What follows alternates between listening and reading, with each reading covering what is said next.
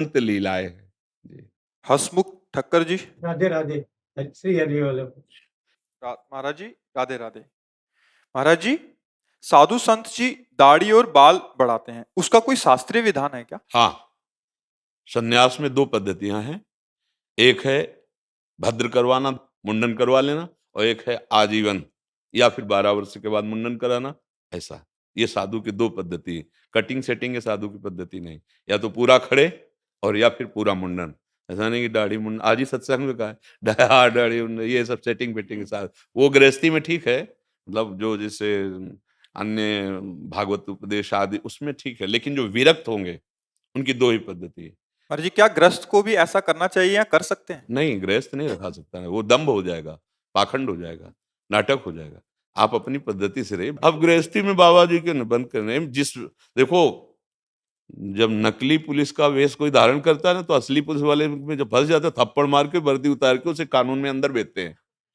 वही पुरुष है, वर्दी भी वही है, लेकिन कानूनी उसने पढ़ाई डिग्री करके कानूनी प्राप्त नहीं किया अधिकार, तो जब फंसेगा, मान लो कई ऐसे सूचना जैसे आती है ना कि बड़ा बिल्ला लगाए लोगों से, फिर जब फंसा असली पुलिस में तो फिर गड़बड़ हो जाए। तो ये दम्भ होता है। इसीलिए अगस्त्य जी ने शाप दे दिया था महाराज इंद्रद्युम्न को, दाढ़ी बढ़ा ली और साधु का वेश रखकर तपस्या करे, तो वहां से गुजरे तो ना प्रणाम ना नमस्कार न, तो उन्होंने कहा ये वैराग्य का वेश तूने धारण के लिए किससे लिया, किस महापुरुष से? तो अपनी मनमानी कर जा, हाथी की तरह बैठा रहा, हाथी की योनि को प्राप्त हो जा। तो वही जो गजेंद्र, पर भगवान का अंदर से उन्होंने भजन किया था, तो अंतिम समय याद आया, तब हरि पुकारा, वही बज गए। ऐसा नहीं, मनमानी नहीं कि हम बाबा जी की तरह भी नहीं, गृहस्थी में गृहस्थी की तरह रहो, विरक्ति में गृहस्थी की तरह नहीं, विरक्ति की तरह रहो। आपका जैसा जो मार्ग है उसके अनुसार चलना चाहिए, है नहीं? महर्षि, आज बहुत जने देखे जाते हैं कि जैसे आपको हम सन्यास वेश है पीला या लाल, तो वो पीला ओढ़ लेते हैं या बड़ा लाल। भारी अपराध है। अब तो मनमानी तो सब लोग कर रहे हैं। आज गुरु मानी कहाँ कोई चलना चाहता है? ऐसे वस्त्र धारण करने का अधिकार नहीं है। गुरु जैसे एक बार एक लाल कपड़ा धारण किए थे, धाम में आए, तो हमने पूछा आप किस आचार्य परंपरा से जुड़े, किससे नहीं बोल पाए। तो हम कहा भाई अपराध कर रहे हो, तो आपको लोग साधु मानेंगे, आप साधु पद्धति स्वीकार नहीं किए हो, आपसे गलत काम होंगे और लिखा जाएगा कि संत जो है ऐसे से ऐसे, वो मतलब आचार्य परंपरा से कोई भी संन्यास दीक्षा नहीं हुई।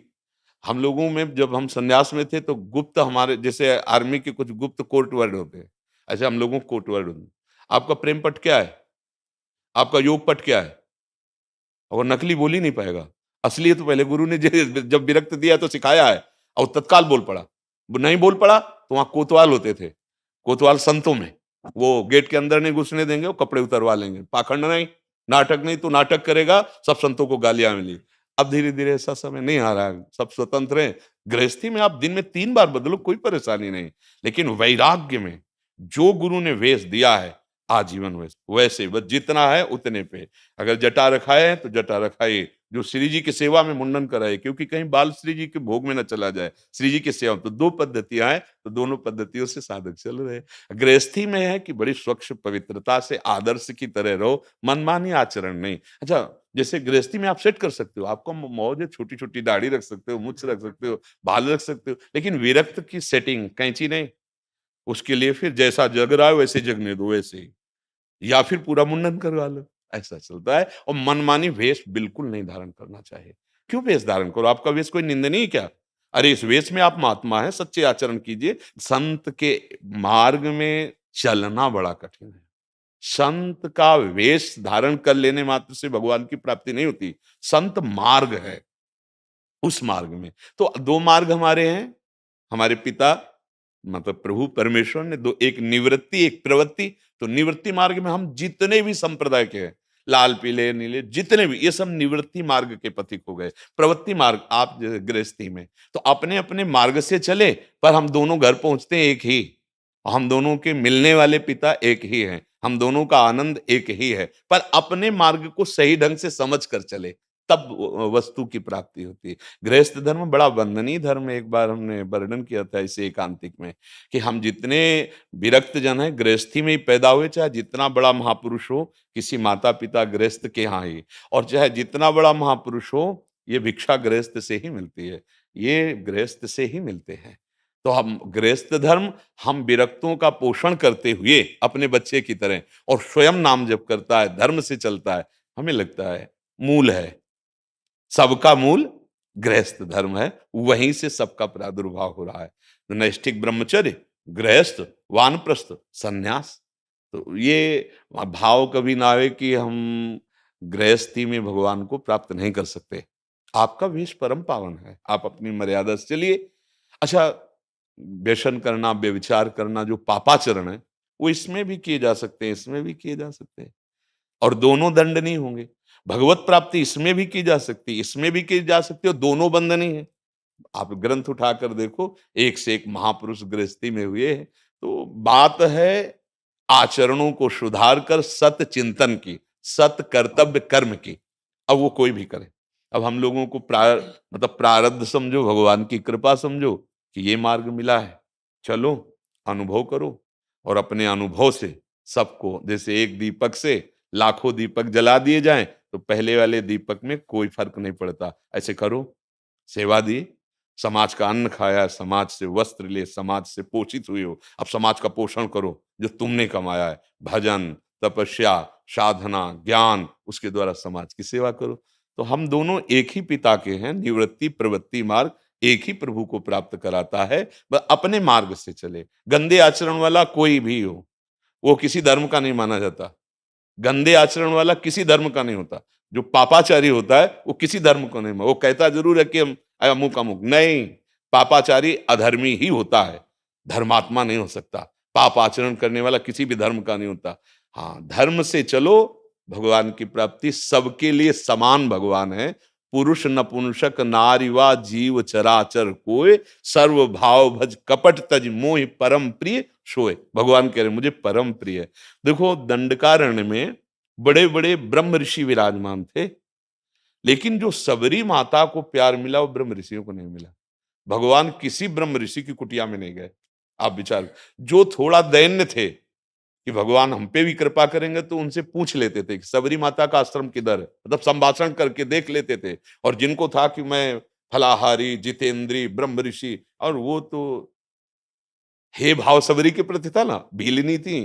अरे, भगवान ने देखा भी नहीं, उधर देखा भी नहीं। और माता सबरी को जो प्यार मिला, बड़े बड़े ब्रह्म ऋषियों को नहीं मिला। प्रभु सामने बैठे हैं और सबरी ऐसी भाव में भी, और उसे कुछ पता ही नहीं क्या करूं क्या न करूं। पहले तो सोचती थी प्रभु आएंगे ऐसा करेंगे ऐसा, जब प्रभु आए तो इतना भाव विकल हो गई। और शास्त्रों में भी और संतों से भी सुना है कि भगवान ने सबरी के चखे हुए बेर पाए। वो भाव से चखती है ना कि कहीं खट्टा बेर प्रभु को ना लगे, तो प्रभु भाव पाते हैं। उनके लिए बेर और रबड़ी रसगुल्ला से थोड़ी तो मतलब है। उसमें जैसे सुदामा जी के टूटे हुए चावल के किनके, वो लोग द्वारिकाधीश पर ऐसे पा रहे थे और रुक्मिणी जी से कह रहे थे आज मुझे तृप्ति हुई है। तो भाई, तंदुलों में 56 भोग लगते हैं। सर्वलोक महेश्वर भगवान, सुदामा की वो दैन्यता और वो प्रेम, वो भगवान को प्यार। सबरी जी को जो प्यार मिला वो ब्रह्म ऋषियों को वहां दंडकारण्य के नहीं मिला। क्यों? दैन्यता, मैं नीच अधम। भगवान से कह भी रही, अधम ते अधम, अधम अति नारी, तिनमा मैं मतिमंद अघारी। प्रभु, मैं तो मतिमंद और पाप से युक्त अधम, ये भगवान को प्यारा लगता है। हनुमान जी महाराज इतने बड़े महापुरुष है, भगवान ही है, पर वो विभीषण जी को थोड़ी कह रहे मैं ज्ञानियों में अग्रगण्य, बलों में बल, ऐसा नहीं बोल रहे।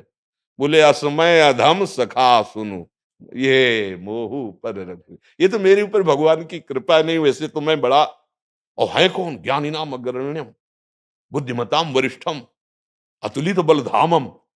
ये है हमारे प्रभु की पसंद। तो जहां अगर कोई भी अभिमान हो, चाहे गृहस्थ का, चाहे विरक्ति का, जो अपने मार्ग से नहीं, तो प्रभु को नहीं प्राप्त कर सकता। और दैन्य है तो देखो, विदुरानी के घर भगवान ने क्या पाया, छिलका। गजब हो गया। कोई भी पाने के लिए तैयार होगा। विदुर जी आए, देखा कि गुदा तो फेंक रही, छिलका है, छील के ये क्या कर रही हो। भगवान ने कहा वो स्वाद लई है, वो स्वाद लई। क्यों? देहातीत अवस्था प्रेम में डूबी हुई। जो बात केवल भगवत प्रेम की है, आचरण की है, पवित्रता की है। दोनों मार्ग से भगवत प्राप्ति, गृहस्थ और विरक्त, एक दूसरे का अनुकरण करने की बात नहीं है। संतों की बात मानो और उनके अनुसार चल दो, तो मंगल हो जाएगा। अब आप लाल पीला ओढ़ करके ऐसे तो अमर्यादित चेष्टा नहीं करनी चाहिए, अपनी-अपनी मर्यादा में रखना चाहिए। भगवान ने 2 मार्ग बनाए, जैसे अपने रोड में है ना, कि भाई बस यहाँ से चले, साइकिल वाला यहाँ से, पैदल यहाँ से चले। ऐसे ही भगवान ने विधान बनाया है कि आप अपने-अपने धर्म व्यवस्था के अनुसार चलो और हम मुझे प्राप्त हो जाओ। राधा